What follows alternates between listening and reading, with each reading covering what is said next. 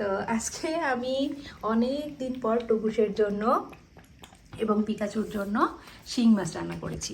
অনেকদিন আগে আমি ওদেরকে শিং মাছ খাওয়াতাম, বাট শিং মাছ ওরা ভাত দিয়ে একদমই খেতে পছন্দ করে না।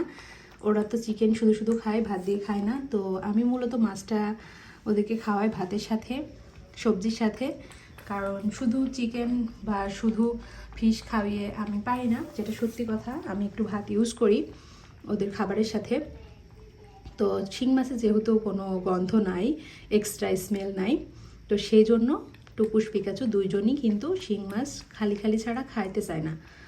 আর হচ্ছে খুব একটাও খায় না, একবার রান্না করলে দেখা যাচ্ছে একবার বা দুইবার খেলো, তারপর আর খায় না। তো আজকে আমি অনেক দিন পর শিং মাছ নিয়ে আসলাম ওদের জন্য, যে শিং মাছ একটু খাক, কারণ শিং মাছে অনেক রক্ত, ওরা যদি শিং মাছ খায় অনেক ভালো, মানুষের জন্য যেমন উপকারী শিং মাছ,